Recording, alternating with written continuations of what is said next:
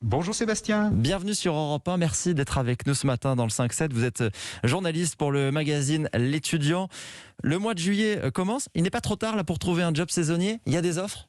Traditionnellement, oui, on dit toujours qu'il faut s'y prendre plutôt au printemps, mais non, il y a énormément d'offres. Cette année est une année un peu spéciale, énormément d'offres en dernière minute. En fait, beaucoup de recruteurs s'y prennent aussi à la dernière minute. C'est lié à la levée très progressive des contraintes sanitaires. Donc il y a un nombre considérable d'annonces là qui commencent depuis le début juillet, qui commencent leur annonce par urgent, as soon as possible, dès que possible, maintenant, notamment dans le tourisme, l'hôtellerie, la restauration.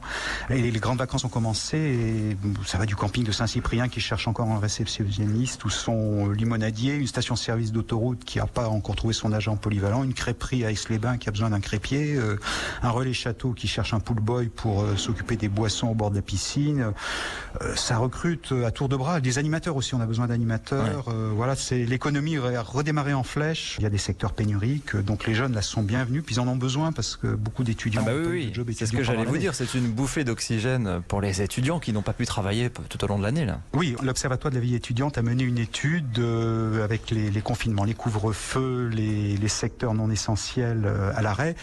C'est 240 € en moyenne par mois à manque à gagner pour les étudiants qui travaillent et 40% des étudiants en France ont un job à côté de leurs études. Il y en aura encore plus cette année ?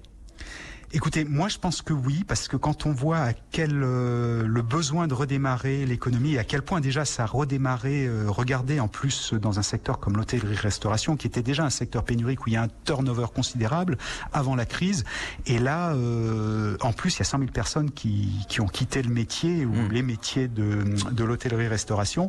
Même les débutants sont acceptés, même des très très jeunes peuvent prendre un job de serveur. Vous savez qu'on peut travailler dès l'âge de 16 ans, même s'il faut l'autorisation des parents, puis certains métiers ne sont pas accessibles. Mais oui, il y a énormément de possibilités. Beaucoup d'offres, et vous le disiez, pénurie. Et c'est vrai qu'on a plutôt tendance à entendre que les restaurateurs ne trouvent pas suffisamment de candidats depuis le déconfinement. Toutes ces offres qui s'empilent, elles trouvent preneur aujourd'hui ? Ben non, pas toujours. C'est bien le drame. Il y a certains restaurants qui limitent la jauge, alors que là, ils vont bientôt pouvoir l'utiliser à 100%, qui limitent la jauge ou les horaires d'ouverture parce qu'ils n'ont pas le personnel. Donc les commis de cuisine, les plongeurs, les réceptionnistes, ce sont toujours les bienvenus. Et c'est là où les jeunes ont une carte à jouer parce que, faute de trouver un candidat expérimenté, on va donner sa chance à un jeune débutant. Voilà, ça c'est possible. Les jeunes peuvent penser aussi à des secteurs comme l'agriculture, le tourisme, ou mettre en avant leurs compétences s'ils ont un diplôme dans l'animation, par exemple.